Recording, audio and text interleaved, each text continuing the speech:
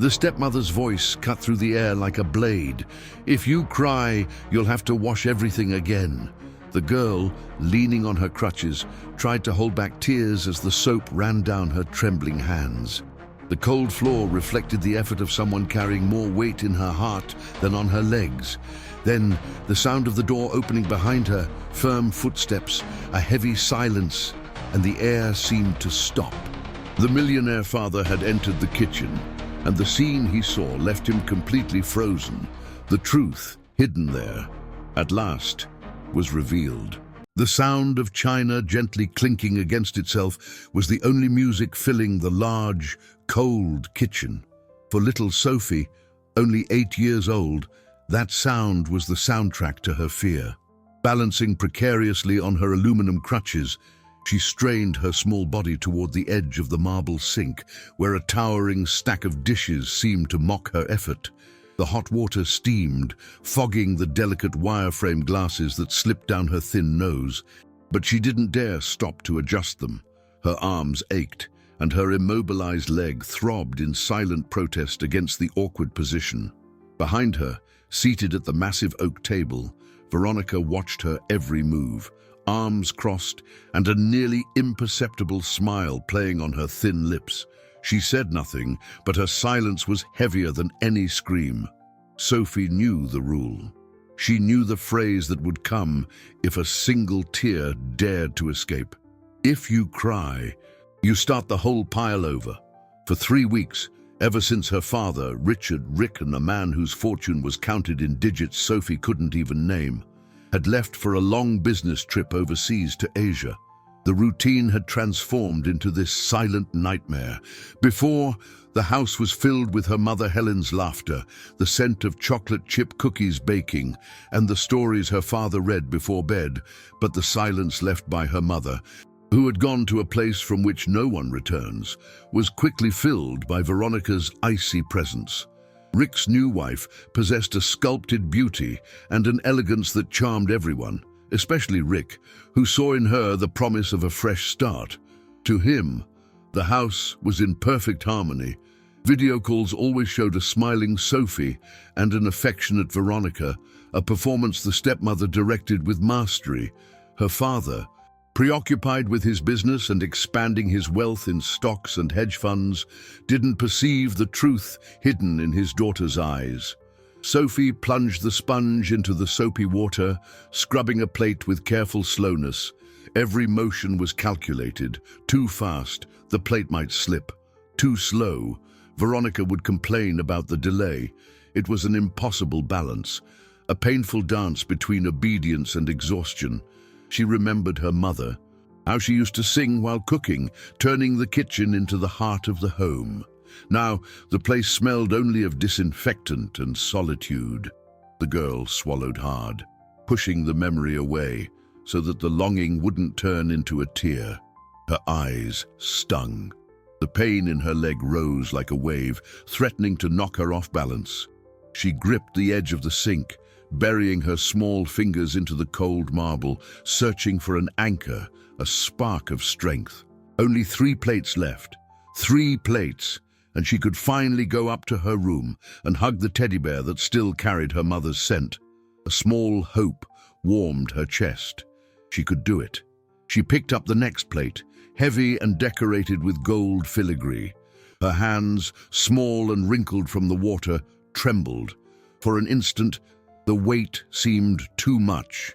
The plate tilted sideways, the rim slipping between her wet fingers. In a desperate reflex, she tried to catch it. But the smooth china was treacherous. The sharp sound of the plate scraping against the marble sink cut the silence, a prelude to the imminent disaster. Sophie held her breath, her heart pounding in her chest, as she watched the precious object dangle dangerously over the abyss of the granite floor.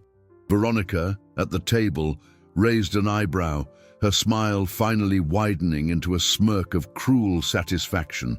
With a choked sob that scratched her throat, Sophie used the weight of her own body, leaning back, and with a quick, awkward movement, managed to steady the plate back onto the slippery surface of the sink. The dull thud of the china against the marble was a sound of victory and defeat. Victory for not having broken it. Defeat for having drawn even more of Veronica's attention. The stepmother's smile vanished, replaced by a mask of theatrical disappointment.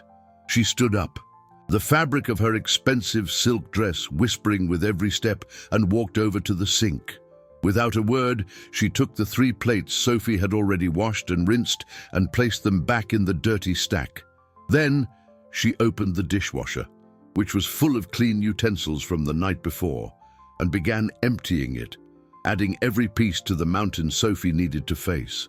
"It seems you need more practice to learn how to be careful with things," Veronica said, her voice sweet as poison. "Start over, and no sighing, please. It's irritating." From the crack in the doorway leading to the pantry, Ellie, the housekeeper, watched the scene, her heart tied in a knot of powerlessness. In her early 60s, her hands weathered by decades of labor, she had served this family since Rick's first wife, the sweet Helen, was alive. She had seen Sophie born, learned to decipher her first grunts, and celebrated her first steps. Now, she watched the girl, fragile on her crutches, being subjected to a silent cruelty that was eating her inside. She wanted to intervene, to scream that this was ridiculous, but fear paralyzed her. Veronica had already made it clear that anyone who got in her way would be summarily dismissed, and Ellie needed this job. Her small house, her bills, the help she sent to her daughter. Everything depended on the salary she received from this immense fortune that seemed to have bought the boss's soul. Rick, so intelligent in business, capable of accumulating enviable wealth in stocks and investments, seemed blind to what was happening under his own roof. Ellie waited. She waited until Veronica received a phone call and moved away toward the garden, her voice becoming a distant murmur. Her heart pounding fast, she entered the kitchen. Sophie didn't look up, continuing to scrub a glass with fierce concentration, as if the entire world depended on that task. Ellie approached silently and gently touched the girl's shoulder. Sophie flinched, startled, before realizing who it was. In the housekeeper's eyes, she saw no judgment or pity, only deep affection and shared sadness. "Keep going, my dear," Ellie whispered, her voice trembling. "You are stronger than you think." As she spoke, with the agility of someone who knows the house's secrets, she slid her hand into Sophie's apron pocket and left a small chocolate truffle there, one of the girl's favorites. It was a minuscule gesture, an almost invisible act of rebellion, but for Sophie, the warmth of the chocolate in her pocket was like a promise that she was not completely alone. She nodded, a knot forming in her throat, and returned to work with new determination. Ellie stepped back, satisfied with the small comfort she could offer. However, as she turned to leave, her body froze. Standing in the threshold of the garden door, Veronica was watching them. The phone was no longer pressed to her ear. Her eyes, cold as chips of ice, were not on Ellie, but fixed on the aluminum crutches leaning against the counter beside Sophie. A new thought, darker and crueler, seemed to form in her mind. She walked slowly toward the girl, her gaze never leaving the crutches. "You know, Sophie," she said, stopping beside her, her voice dangerously calm, "I think I've found a much more effective way to teach you to be strong." Veronica's hand, with perfectly manicured deep red nails, reached out and grabbed the aluminum crutches with a firmness that belied her delicate appearance. Sophie instinctively recoiled, a small sound of protest escaping her lips before she could contain it. Those crutches were more than support. They were her dignity, her small slice of independence in the world. Without them, she was a prisoner of her own body. "You rely on them too much," Veronica said, her voice adopting a falsely professorial tone. "It makes you weak, dependent. An heir to such a vast fortune cannot afford the luxury of weakness. Think of this as training. I am teaching you to use the strength you already possess." Ellie, still watching from the pantry, took a step forward, words ready to spill out. "Mrs. Veronica, please, the girl needs them." But the look Veronica shot her was as cutting as an ice knife, and the words died in the housekeeper's throat. The threat was clear, silent, and absolute. Veronica walked to a tall, locked china cabinet, one of those where the rarely used silver platters were kept, and stored the crutches in the highest compartment, locking the door with a small golden key which she then pocketed. "When you finish your chores, you may go to your room. On foot." The command hung in the air, heavy and absurd. The kitchen, which already seemed large, suddenly became an endless ballroom. The hallway beyond it, a desert, and the staircase. The staircase was an insurmountable mountain.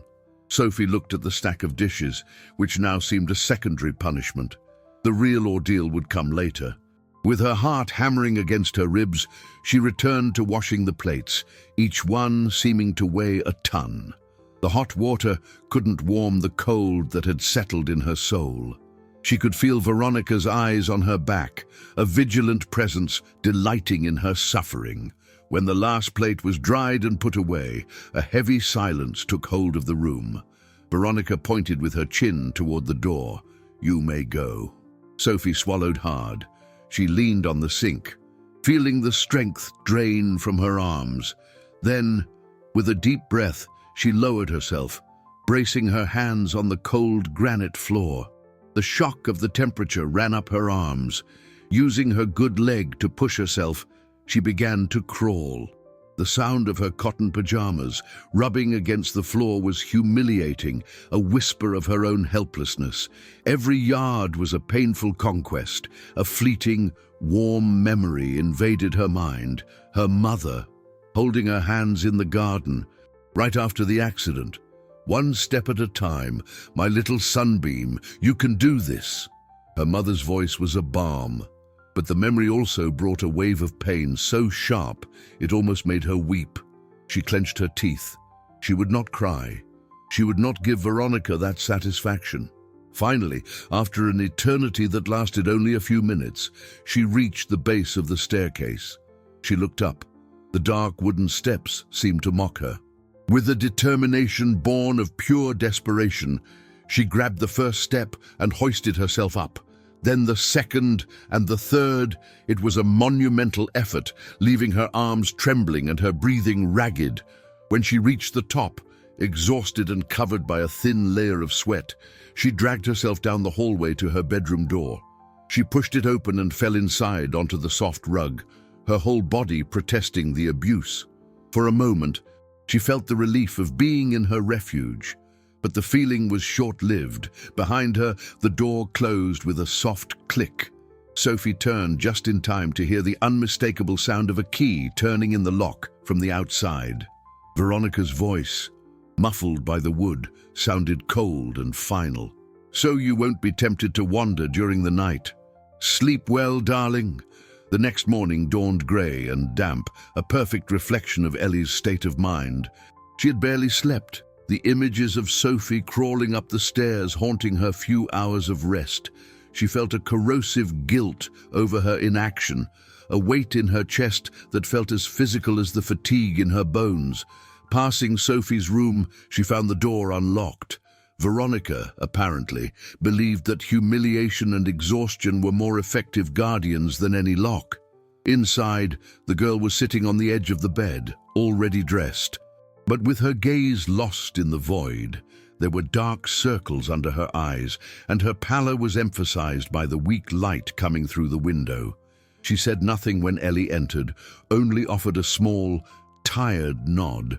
Breakfast was a silent torture.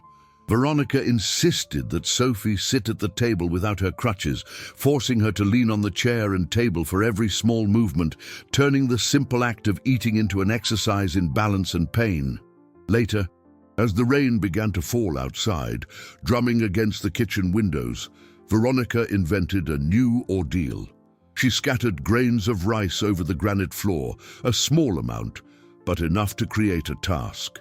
"You dropped this last night when you were putting away the groceries," she lied. her voice calm and reasonable. "You need to learn to be more careful. Pick up every last one, grain by grain."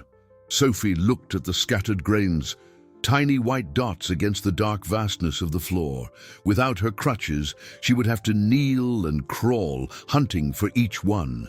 It was a task designed not for cleaning, but for humiliation. At that moment, Veronica's cell phone rang.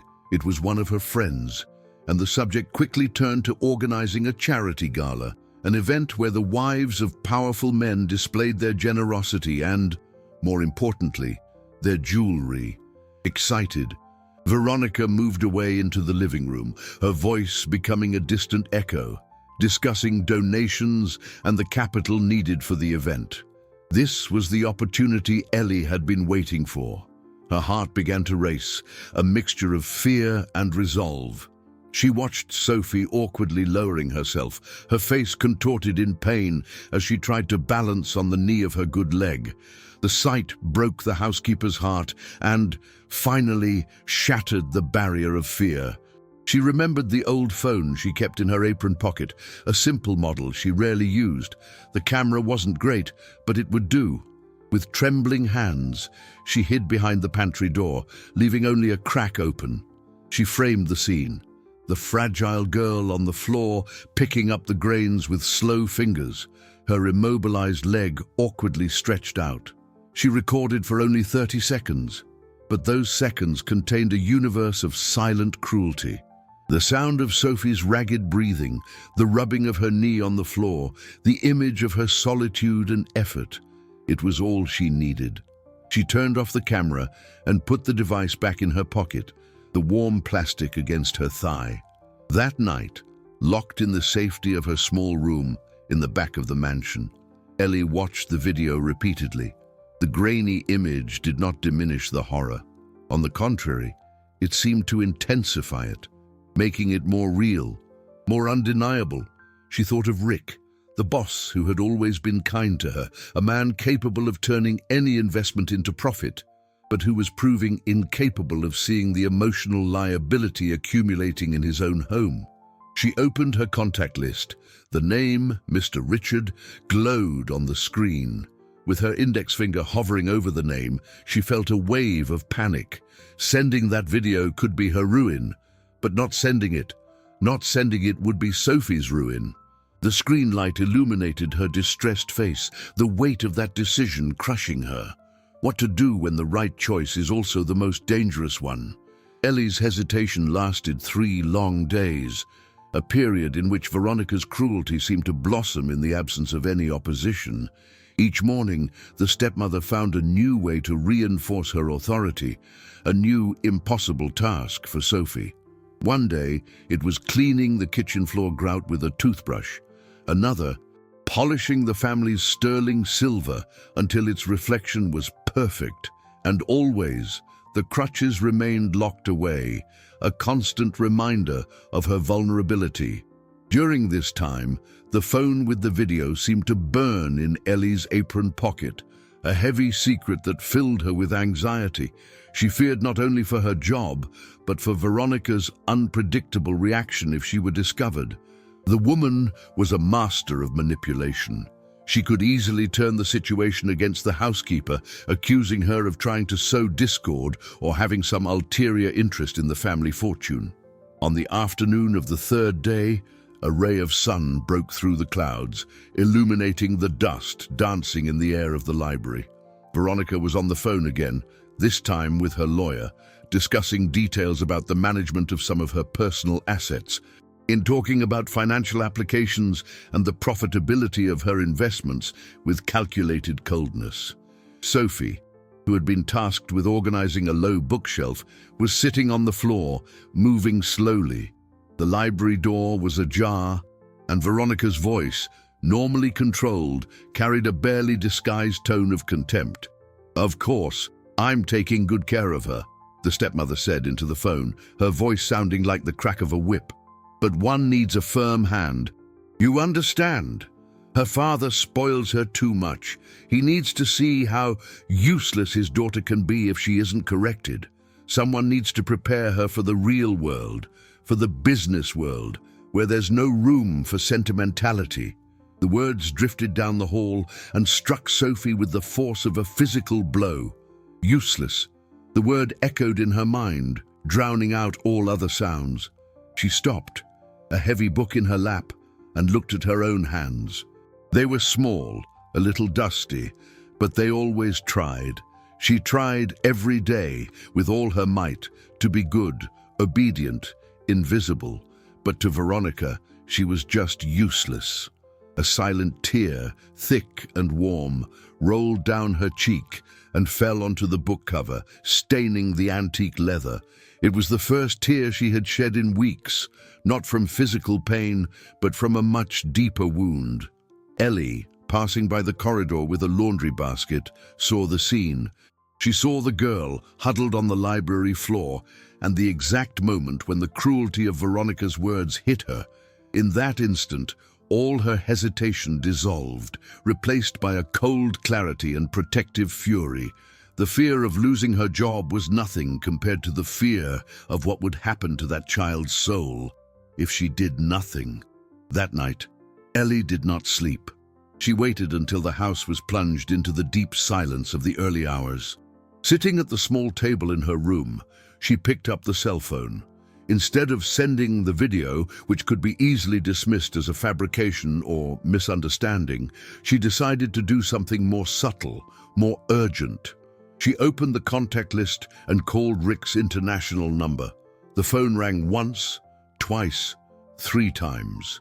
On the other side of the world, in a luxurious hotel room overlooking the lights of Tokyo, Rick answered, his voice groggy and confused. "Hello." Ellie took a deep breath, her heart pounding in her throat. "Mr. Richard, it's me, Ellie. Please forgive the hour." She paused, choosing her words with desperate care. She couldn't accuse directly. She couldn't reveal everything. She needed to plant a seed of doubt, an urgency he couldn't ignore. "Sir, I can't explain over the phone, but I ask you, for the love of everything sacred, please come home. Come back sooner than planned. For your daughter's sake." On the other end of the line, the silence was long and heavy. Rick, now fully awake, sat up in bed. The urgency in Ellie's voice, a woman he had known for years as the personification of calm and discretion, was an alarm that no security system in his mansion could replicate. "Ellie, what happened?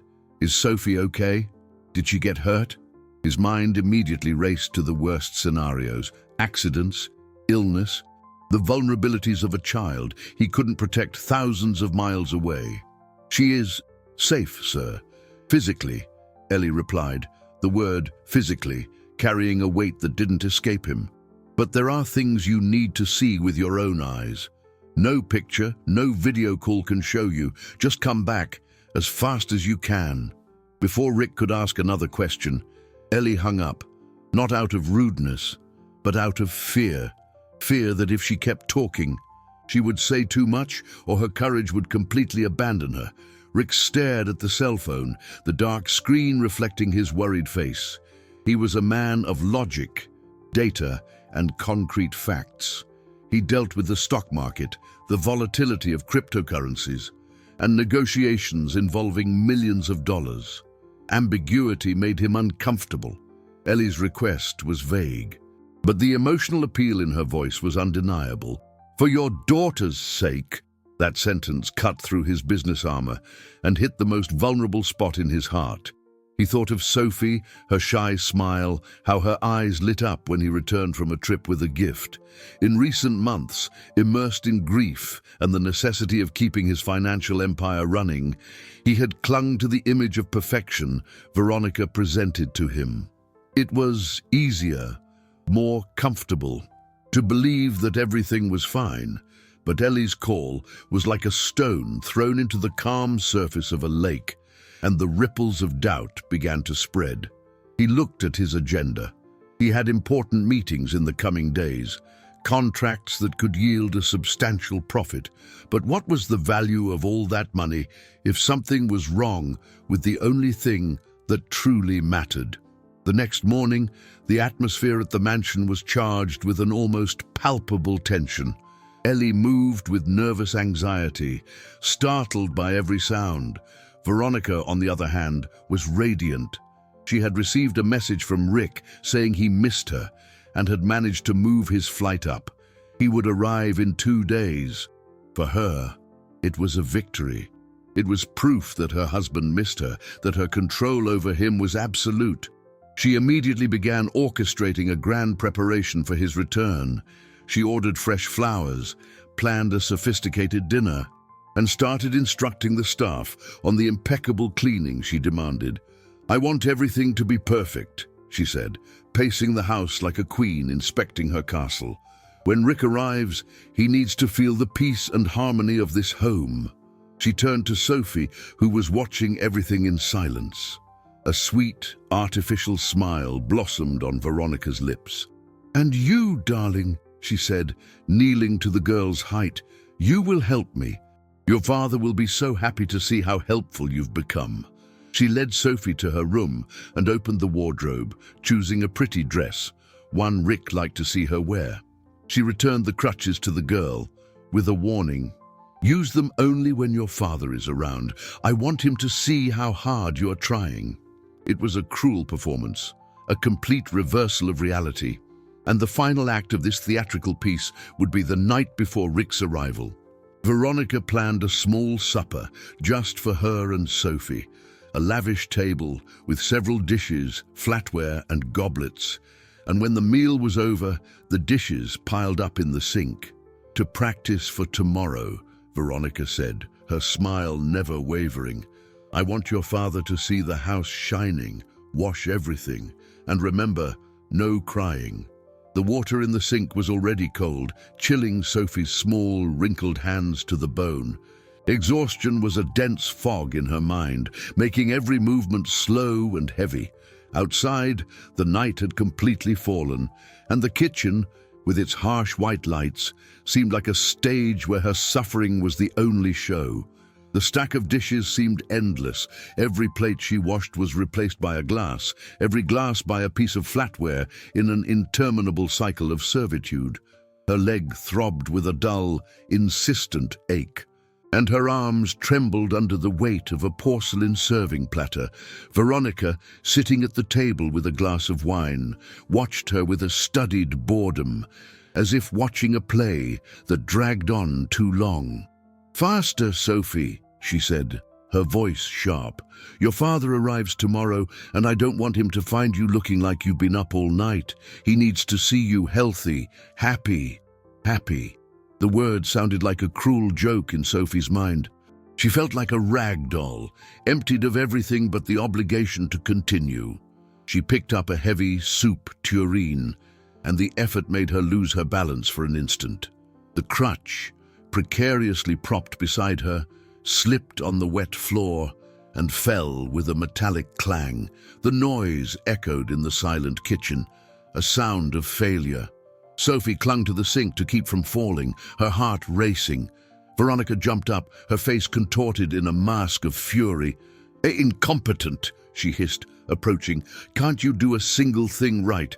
This is why your father stays away. He invests his life building a future, an inheritance worth billions. And what does he have at home? A daughter who can't even wash a dish without making a scene." The cruelty of the words was so sharp that Sophie felt the air leave her lungs.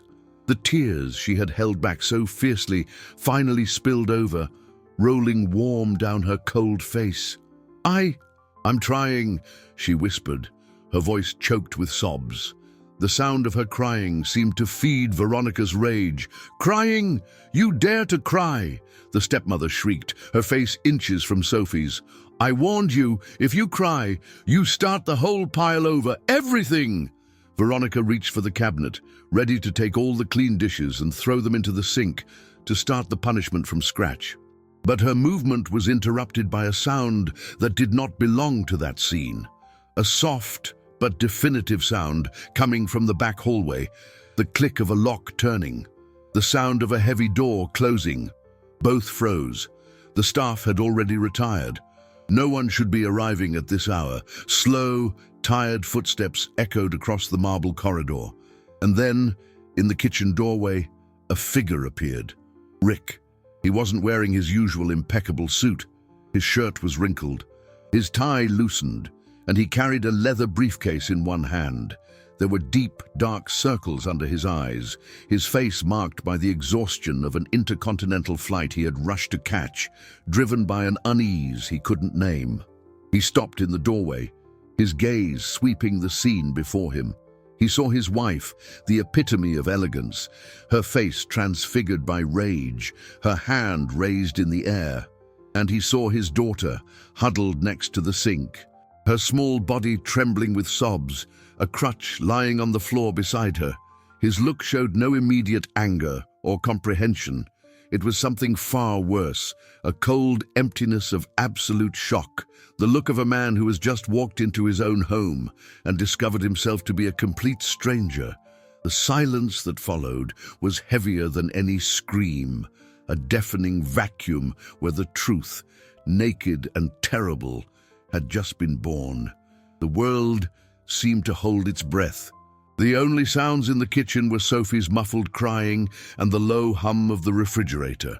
Rick remained motionless in the doorway, his mind struggling to process the image before him.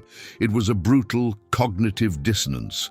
Was the wife who sent him smiling photos and spoke of harmony on the phone the same woman with the face contorted in fury? Was the daughter who, in video calls, seemed to be recovering so well, the same child huddled and terrified that he saw now? He looked at the sink, at the mountain of dishes, the dirty water, the fallen crutch. The pieces of the puzzle that Ellie's call had scattered in his mind began to fall into place, forming a grotesque image he refused to accept. His brain, accustomed to analyzing stock market charts and predicting market trends, simply could not calculate the variable of domestic cruelty. Veronica was the first to break the spell. Like an experienced actress changing masks mid-scene, her fury dissolved in an instant, replaced by an expression of surprise and then performative relief. "Rick, darling," she exclaimed, her voice suddenly saccharine. "You're here! What a wonderful surprise! I didn't expect you today." She took a step toward him, her arms opening for an embrace, trying to create a physical and emotional barrier between him and the scene at the sink. But Rick didn't move. His eyes did not leave Sophie. Instinct, a primitive force that none of his billions could buy, was guiding him. He took a step inside the kitchen, bypassing Veronica as if she were an inanimate obstacle. The leather briefcase fell from his hand, the sound muffled on the entrance mat. He slowly knelt beside Sophie, his movements stiff with fatigue and disbelief. He didn't touch her. He just stayed there, on her level, trying to find her eyes. "Sophie," he said, his voice hoarse, almost a whisper. "But what's going on?" The girl raised her face, stained with tears and fear. Her eyes met her father's, and in them she saw a confusion that mirrored her own. His presence was so unexpected, so unreal, that part of her feared it was a dream, a mirage created by exhaustion. But the familiar scent of his cologne, mixed with the stagnant airplane air, was real. The safety his presence always conveyed was there. But now it was mixed with something new, the pain of being discovered in her moment of greatest humiliation. Shame silenced her. It was then that she repeated, her voice so low it was almost inaudible, the phrase that had become the mantra of her suffering. The words came out trembling, laden with the weight of weeks of silent oppression. "If I cry, she makes me wash everything again." The phrase hung in the air, simple, childlike, and absolutely devastating. It wasn't an accusation, it was a statement, the explanation of a terrible rule governing her small world. For Rick, those words were like a key turning in a secret lock of his perception. Denial shattered. The carefully constructed image of his perfect home crumbled into dust. He looked from his daughter to his wife, and for the first time truly saw her. He saw past the beauty, the elegance, the rehearsed speech. He saw the ice in her eyes, the rigidity of her forced smile. And in his own heart, he felt the awakening of a cold, deep fury, the fury of a man who realizes that his greatest asset, the safety of his daughter, had been a catastrophic risk investment all along. The silence following Sophie's whispered confession was deafening. Every word of hers, though spoken in a thread of voice, reverberated in the kitchen with the force of an explosion, demolishing the facade Veronica had spent months building. The stepmother's face paled, and for an instant panic flickered in her eyes before being replaced by a desperate attempt at control. "Rick, don't be ridiculous. Are you going to believe a spoiled, manipulative child?" she said, her voice a little sharper than normal. "She's rebellious. She's been so difficult since you traveled. I was just trying to impose some discipline, teach her responsibility. She broke a very expensive plate earlier, purely out of carelessness. This is for her own good, so she learns to value things, the inheritance that will one day be hers." She gestured, trying to weave a new narrative, one in which she was the misunderstood educator and Sophie the villain. But the words sounded hollow, desperate. Rick did not reply. He simply stood up, picked up the fallen crutch, and handed it to Sophie. Then, with a tenderness that contrasted with the fury boiling beneath his skin, he picked her up. His daughter's small, trembling body nestled against his chest, and he could smell dish soap and tears in her hair. He held her tightly, as if to shield her from the world. But the painful truth was that the danger resided in his own house. He carried her out of the kitchen, away from that scene of horror, and set her down on the soft sofa in the living room.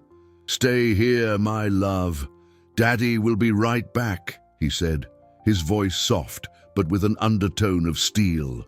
When Rick returned to the kitchen, his face was an impenetrable mask. The absence of shouting or accusations was more terrifying than any outburst of rage. He walked to the pantry door and opened it. Ellie was there, huddled in a corner, her face wet with silent tears.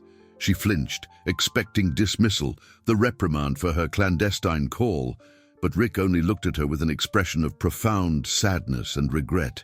"Ellie," he said, his voice low and firm, "please bring me your cell phone." The housekeeper stared at him, confused, but the order was unquestionable. She took the device from her apron pocket with trembling hands and handed it to him.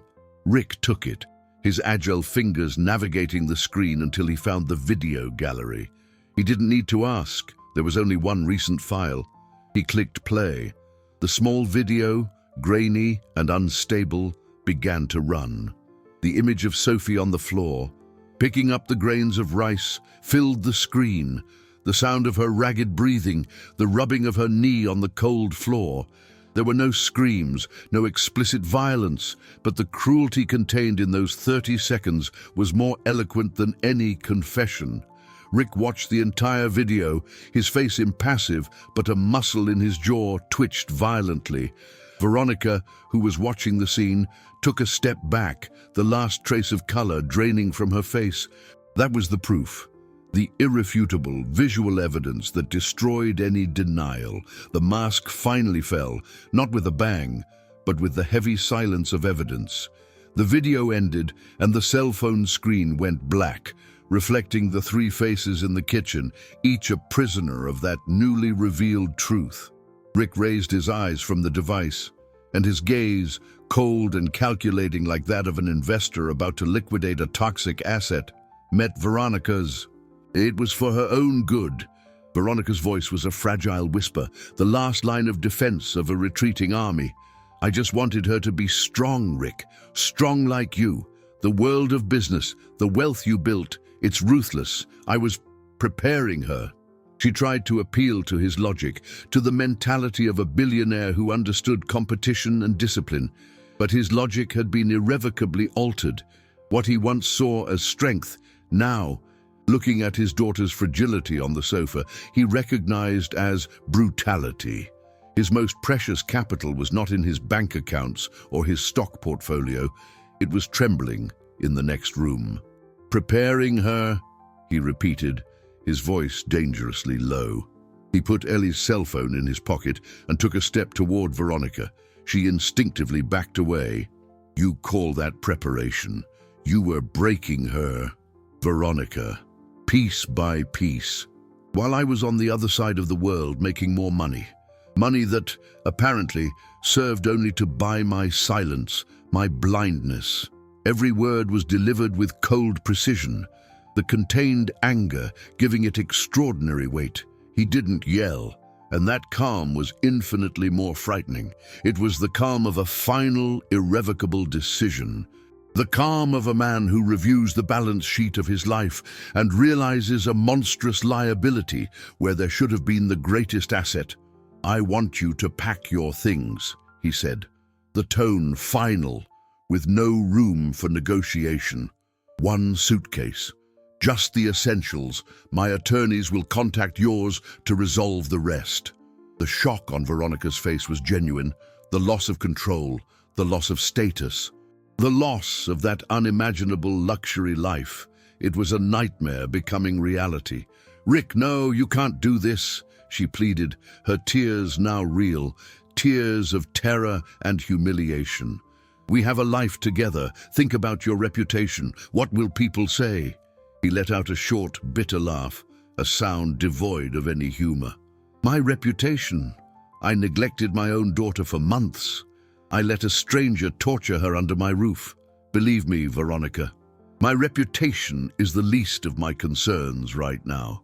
He turned and walked toward the kitchen door, stopping beside Ellie. He took her phone from his pocket and handed it back.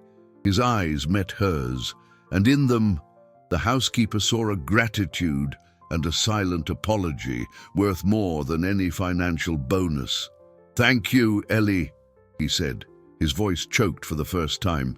Thank you for having the courage I lacked, Veronica. Realizing all her weapons of manipulation had failed, tried one last desperate move. She rushed toward the front door as if flight could erase the last few minutes, but Rick was faster. He positioned himself in front of the door, blocking the exit. Not with violence, but with an imposing and unshakable presence. You are not going anywhere until a car comes to pick you up. You are not going to turn this into a spectacle. You will leave this house the same way you entered, quietly. The final confrontation was not one of shouts, but of looks. Hers, desperate and defeated. His, firm and resolute. The battle for control of that house and for the soul of a child was over, and the silence that followed was the sound of truth's victory. In the days that followed, the mansion underwent a subtle yet profound transformation. It was as if the windows had been opened after a long storm, letting in fresh, clean air. The oppressive silence was replaced by a serene quietness. Veronica's presence dissipated like a ghost, leaving behind only the echo of her cruelty, which Rick was determined to erase. He cancelled all his trips, postponed meetings, and delegated the daily management of his businesses to his most trusted subordinates. For the first time in years, his main investment was time for his daughter. The sound of water running in the kitchen sink, once a trigger for Sophie's anxiety, now mingled with her father's deep voice, awkwardly trying to follow a pancake recipe he'd found online. The first obstacle, however, was harder than any negotiation he had ever faced: Sophie's distrust.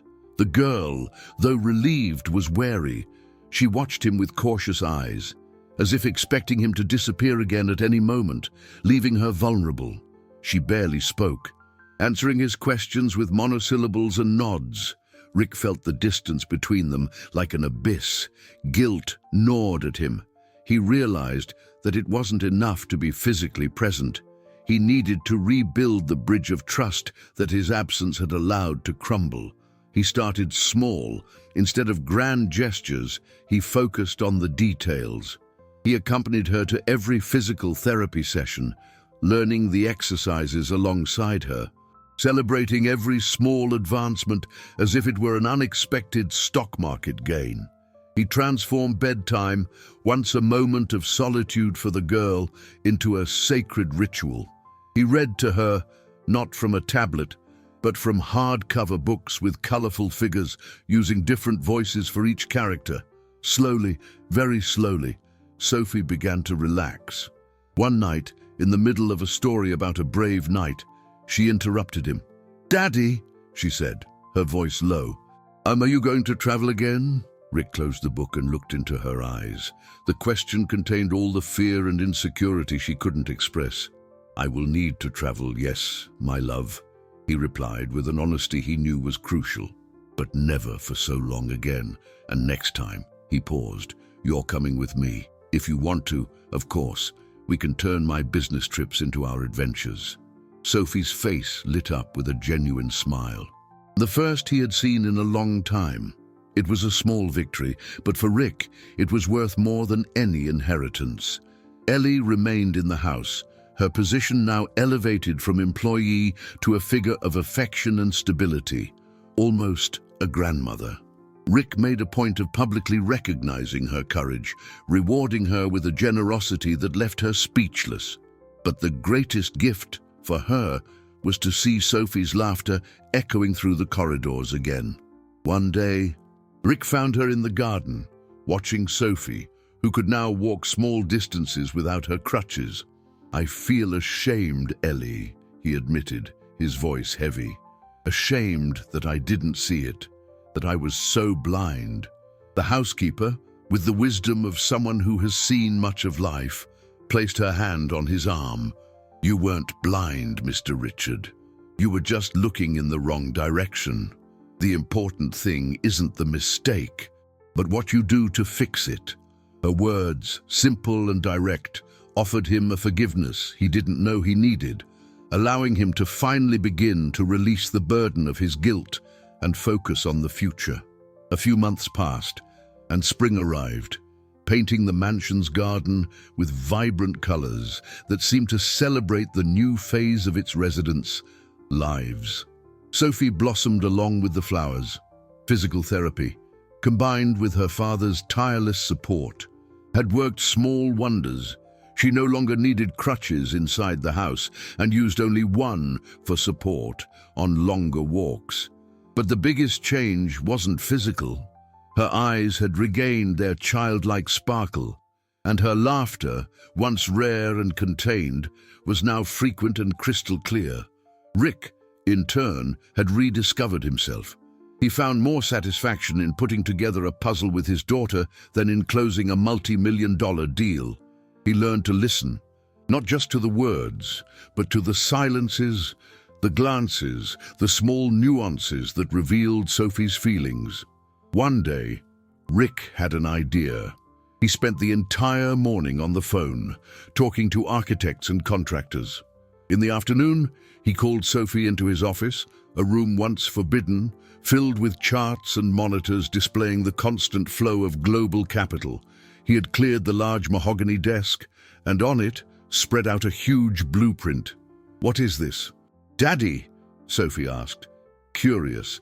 "This is our new project," he replied, his eyes shining with enthusiasm. "You know that wing of the house we hardly use, that enormous ballroom?" Sophie nodded.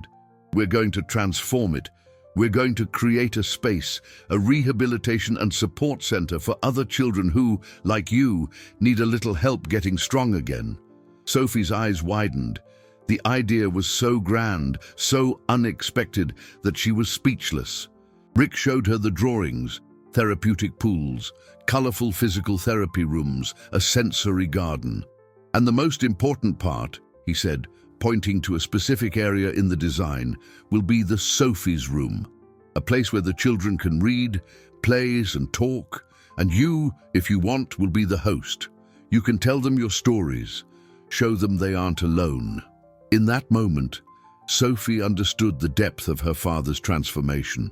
He wasn't just trying to fix the past with money. He was using his resources, his fortune, to create a legacy of empathy and healing. He was transforming a symbol of wealth and isolation into a beacon of hope. Emotion overflowed in the girl's chest. She walked around the desk and hugged her father tightly, burying her face in his chest. They were tears, yes, but of a completely different kind than those she had shed in the kitchen. They were tears of gratitude, of joy, of a love that had been tested and reborn, stronger and truer. Rick hugged her back, feeling her small body against his. He looked over his daughter's head toward the office window, where the afternoon sun gilded the trees. He understood that his true wealth was not in the numbers blinking on the screens, but in that embrace. It was a net worth of affection, a cash flow of unconditional love, the only inheritance that truly mattered. And, for the first time in a long time, the multimillionaire felt completely and unconditionally rich. The sound of his heart beating, in unison with his daughter's, was the only quote he needed to follow from now on. The inauguration of the Sunbeam Sanctuary, as Sophie had decided to name the rehabilitation center, was a discreet and meaningful event. There was no major media coverage or a guest list full of high society names. Just the families of the first children who would be served, the team of therapists, and of course, their closest friends. Rick gave a brief speech, his voice thick with emotion. He didn't talk about investments or philanthropy. He spoke about second chances, the importance of presence, and the power of overcoming adversity. His eyes met Sophie's, who was in the front row, and he knew his message was being understood on the deepest level. Ellie, radiant in a new dress, stood beside the girl, holding her hand, pride etched on her face. Sophie, once a girl who hid in the shadows, moved with newfound confidence among the guests. She chatted with a boy who used a walker, showing him the playroom. She talked to a girl in a wheelchair about the books she had selected for the library. There was no trace of pity or superiority in her, only genuine empathy, born of her own journey of pain and recovery. She was living proof that it was possible to bloom even after the harshest winter. Watching her interact, Rick felt a peace that no financial transaction had ever provided him. He realized that the trauma left by Veronica, although terrible, had, paradoxically, planted a seed of compassion in his daughter that was now growing into a flourishing tree. Later, when the last guests had left, the house was plunged into a pleasant silence. Rick found Sophie in the kitchen. She was standing in front of the sink, looking at the chrome faucet gleaming under the soft evening light. For an instant, Rick's heart tightened, fearing that the memory of that place was still painful. He approached silently, ready to comfort her, to lead her away. But Sophie did not seem sad. There was a thoughtful expression on her face. She turned on the faucet, and the sound of running water filled the room. It was no longer a sound of punishment, but a sound of life, of normalcy. She turned to him, a small smile playing on her lips. "You know, Daddy," she said, her voice clear and firm. "I used to be afraid of this room. I hated the sound of the water, the smell of the soap. But now," she paused, looking around the kitchen that had been the stage of her greatest suffering. "Now I see it's not the place that hurts. It was the people. The place is just a place." It was a statement of surprising maturity. She had dissociated the trauma from the physical space. She had recovered not only the strength in her legs, but control over her own memories. She was finally free. Rick felt a lump forming in his throat. He bent down and hugged her. "You are right, my little sunbeam. You are absolutely right." In that moment, he knew the healing was complete. The pain had been washed away, not with soap and water, but with time, patience, and above all, with a love that, though late, proved more powerful than any cruelty. A year passed. The mansion, once a mausoleum of luxury and silence, now breathed life. The Sunbeam Sanctuary had become a reference in the community, a place where the predominant sound was laughter and words of encouragement.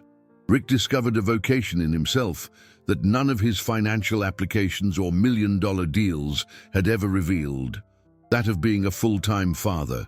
He sold off some of his stock holdings, simplified his investment portfolio, and restructured his life around one single invaluable asset, Sophie's well-being. He learned that true profitability was not in quarterly dividends, but in the daily sparkle in his daughter's eyes. The fortune, in dollars and euros, was just a detail, a resource to build a better world, starting with his own home. That autumn evening, the smell of homemade lasagna, a recipe father and daughter had learned together, amidst lots of flour on the floor and sauce on their faces, hung in the air. The three of them were at the kitchen table, Rick, Sophie, and Ellie, who now ate dinner with them every night, not as an employee, but as the matriarch that family needed. The conversation was light, sprinkled with stories from Sophie's school and news from the center. When the meal was over, Ellie started to collect the dishes, as was her habit, but Sophie interrupted her. "We've got the dishes tonight, Vera," the girl said, with a knowing wink at her father. Ellie smiled, understanding the ritual that was forming, and withdrew to the living room with a cup of tea, leaving them alone. The kitchen, the former scene of pain, was now a sanctuary of complicity.